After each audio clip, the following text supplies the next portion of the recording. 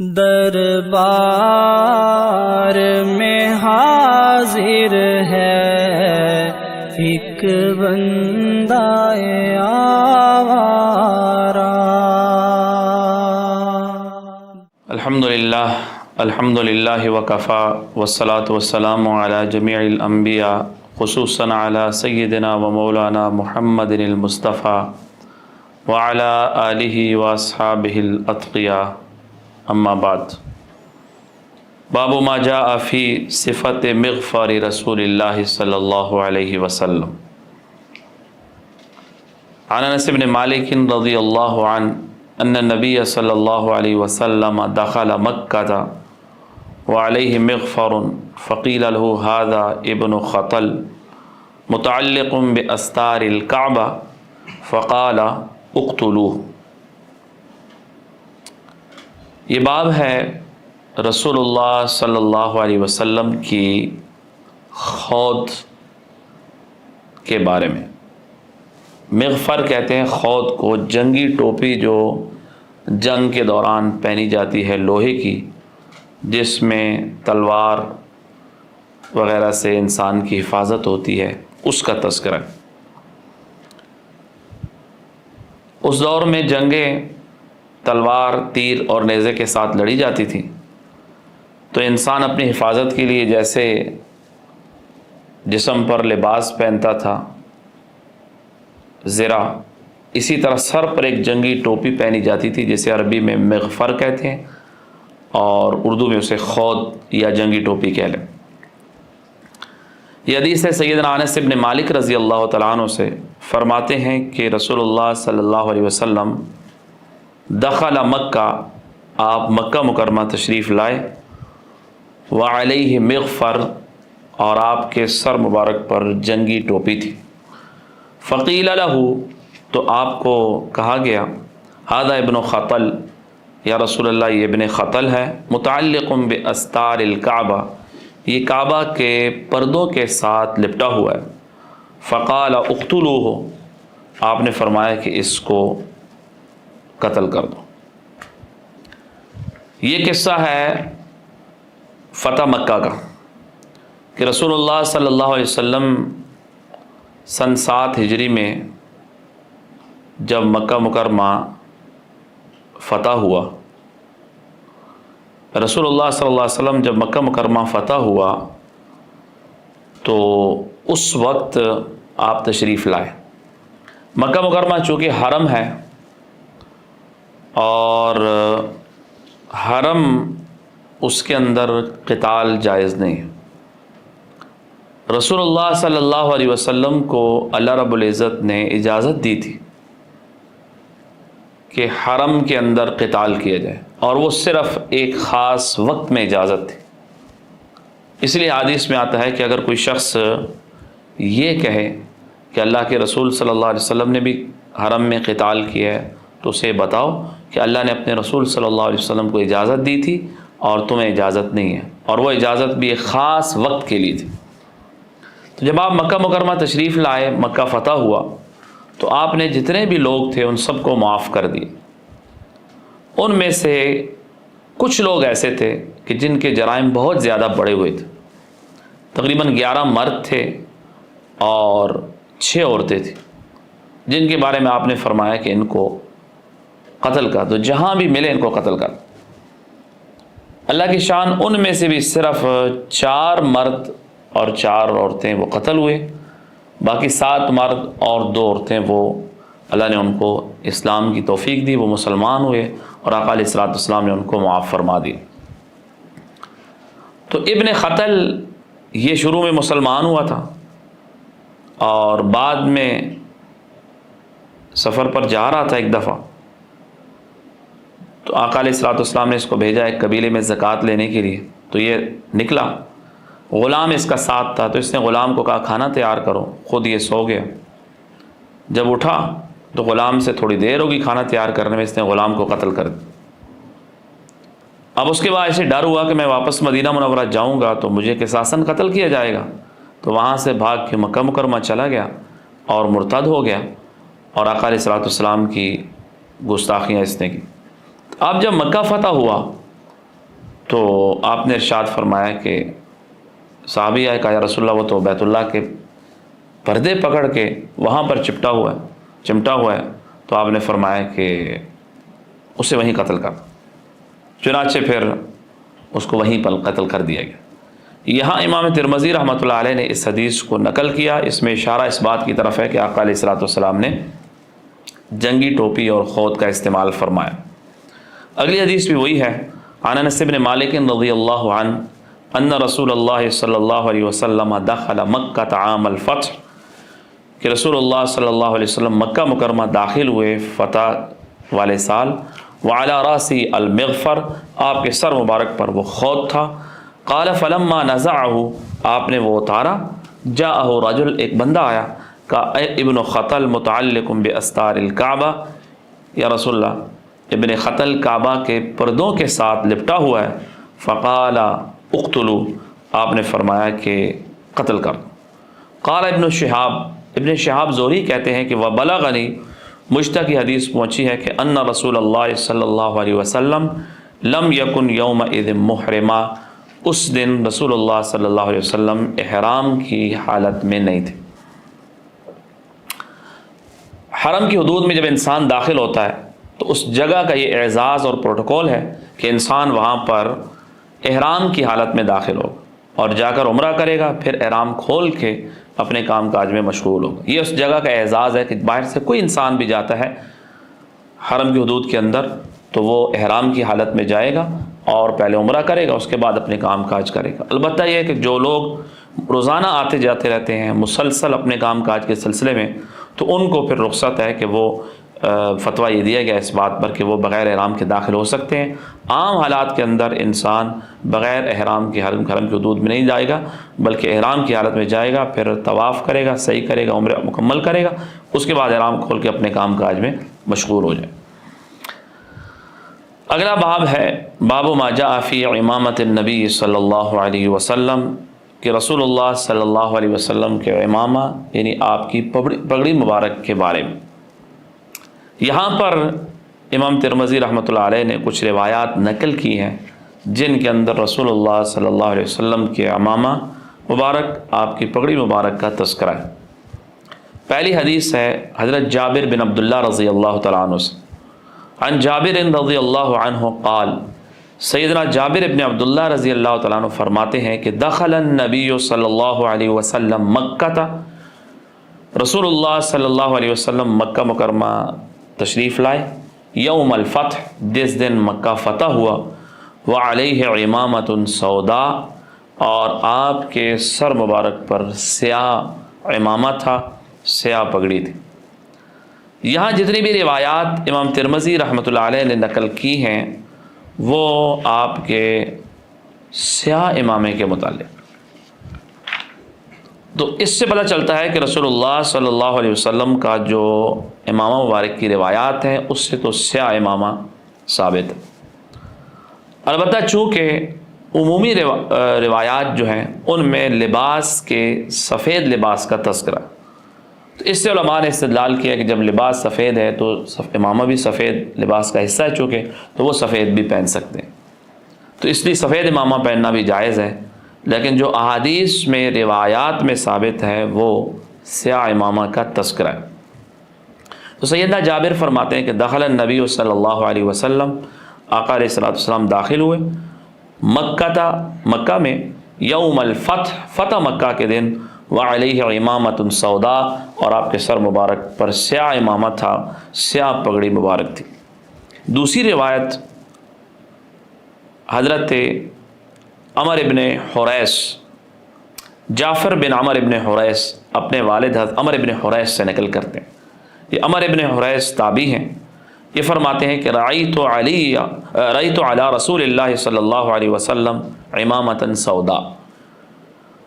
عمر بن حریث صحابی فرماتے ہیں، یہ صحابی ہیں، رأیت علی رسول اللہ صلی اللہ علیہ وسلم امامۃ سوداء، میں نے رسول اللہ صلی اللہ علیہ وسلم کے سر مبارک پر سیاہ امامے کو دیکھا، یعنی آپ نے سیاہ پگڑی مبارک پہنی ہوئی تھی. اگلی حدیث بھی یہ ہے، حضرت عمر بن حریث سے ہے.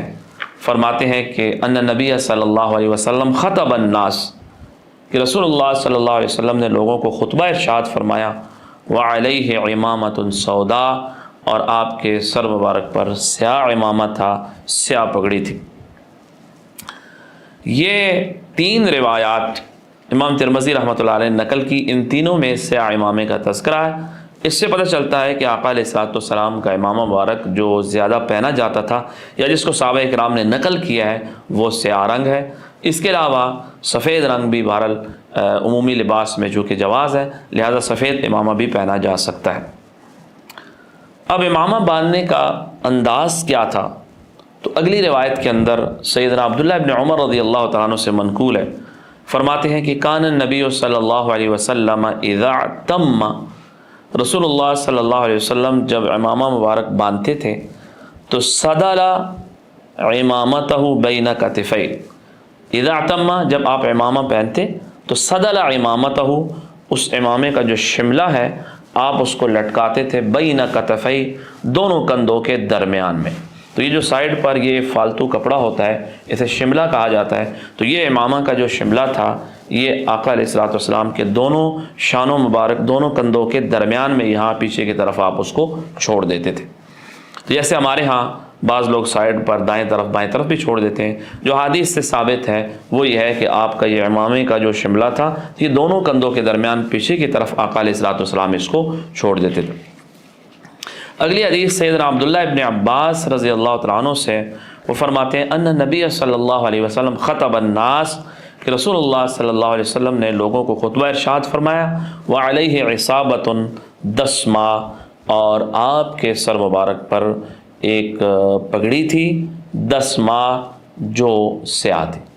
تو اس سے بھی سیاہ امامے پر استدلال کیا گیا ہے کہ آپ نے لوگوں کو خطبہ ارشاد فرمایا اور سیاہ امامہ مبارک آپ نے باندھا ہوا تھا۔ تو آقا علیہ الصلوۃ والسلام کی جو سنت مبارکہ ہے وہ سیاہ امامہ باندھنے کی ہے، سفید بھی باندھا جا سکتا ہے، چونکہ عمومی لباس کی فضیلت جو ہے وہ سفید کپڑوں کی ہے، تو اس لیے امامہ بھی لباس کا حصہ ہے، تو سفید بھی پہنا جا سکتا ہے اور سیاہ بھی پہنا جا سکتا ہے، لیکن زیادہ جو روایات سے جو چیز ثابت ہو رہی ہے وہ امامے کی، سیاہ امامے کی ہے، بہرحال دونوں جائز ہیں۔ اگلا باب امام ترمذی رحمۃ اللہ علیہ نے نقل کیا ہے کہ باب ما جاء فی صفت ازار رسول اللہ صلی اللہ علیہ وسلم، یہ باب ہے رسول اللہ صلی اللہ علیہ وسلم کی ازار یعنی آپ کی تہبند یا آپ کی لنگی مبارک کے بارے میں۔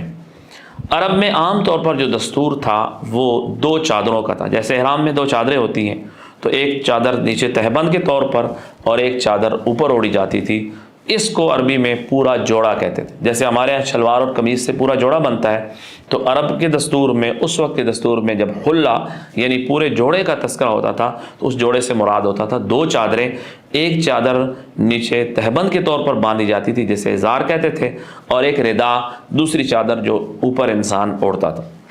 یہاں پر آقا علیہ الصلوۃ والسلام کی ازار یعنی آپ کی تہبند، اس کے بارے میں مشہور قول یہ ہے کہ آقا علیہ الصلوۃ والسلام کی جو تہمد مبارک تھی اکثر آپ تہمد مبارک ہی پہنتے تھے۔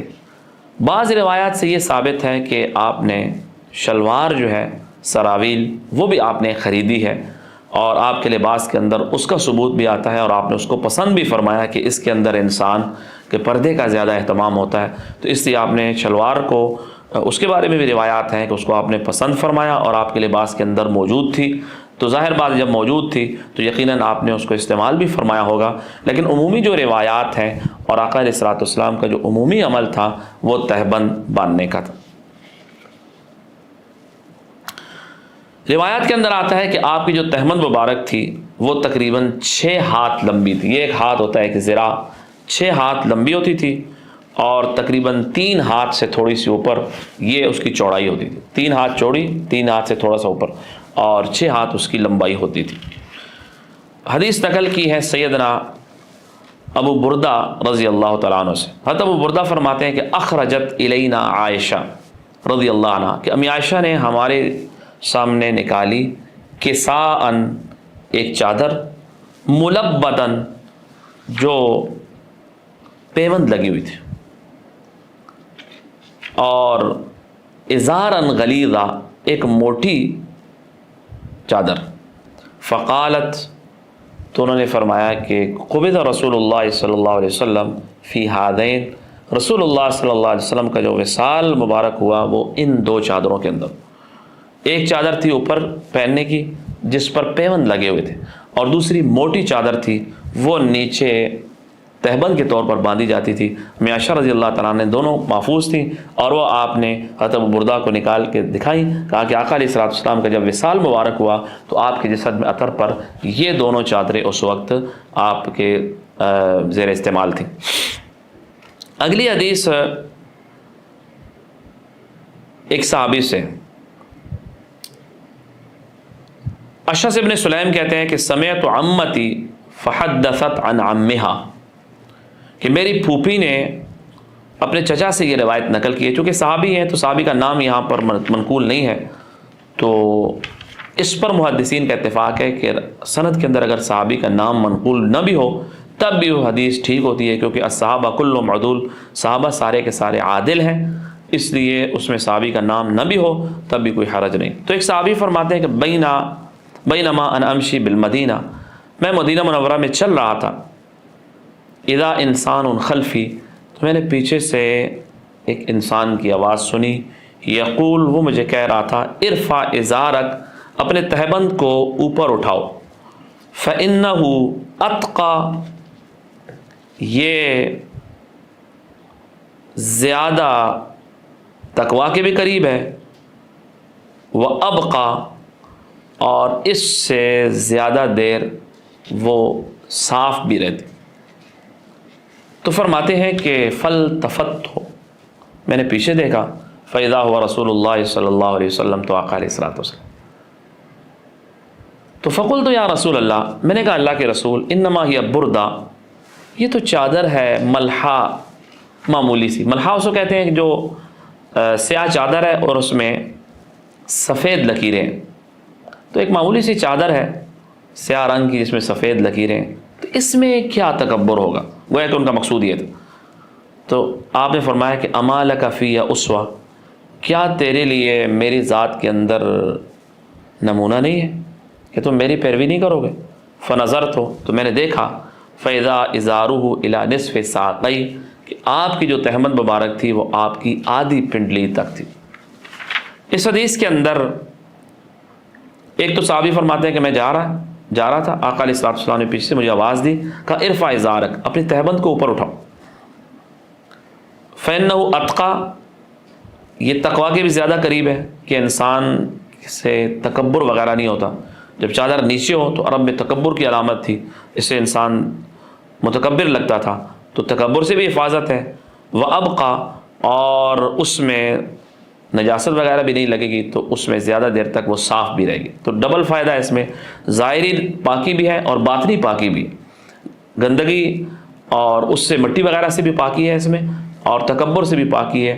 تو ظاہری اور باطنی پاکی اسی میں ہے کہ انسان کی شلوار یا اس کی تہبند وہ اوپر اٹھی رہے.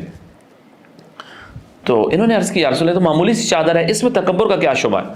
تو آپ نے فرمایا کہ اما لک فی اسوہ، کیا میری ذات نمونہ نہیں ہے تمہارے لیے؟ تو کہا میں نے دیکھا تو آپ کی جو تہمد مبارک تھی وہ آدھی پنڈلی تک. اگلی حدیث میں مزید تشریح ہے. یہ حدیث ہے حضرت سلمہ بن اکوع سے، فرماتے ہیں کہ کان عثمان یعتذر الی انصاف ساقی، حضرت عثمان رضی اللہ تعالیٰ عنہ آدھی پنڈلی تک اپنی تہبند باندھتے.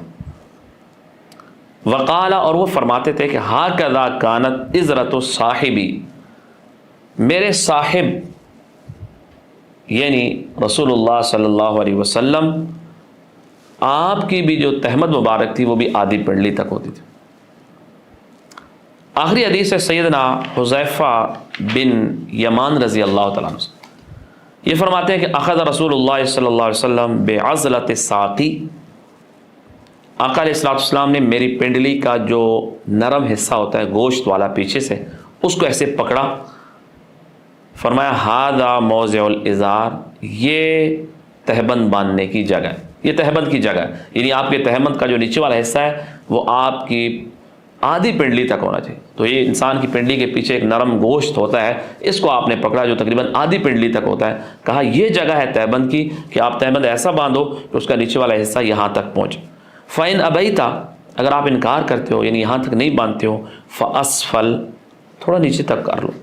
فَإِنْ أَبَيْتَ, اگر آپ پھر انکار کرو یعنی اگر اتنا بھی نہیں باندھتے ہو, تو فَلَا حَقَّ لِلْإِزَارِ فِي الْكَعْبَيْنِ, تہبند کا ٹخنوں کے اندر کوئی حصہ, کوئی حق نہیں کہ تہبند کی کوئی جگہ نہیں ہے کہ وہ ٹخنوں تک پہنچے.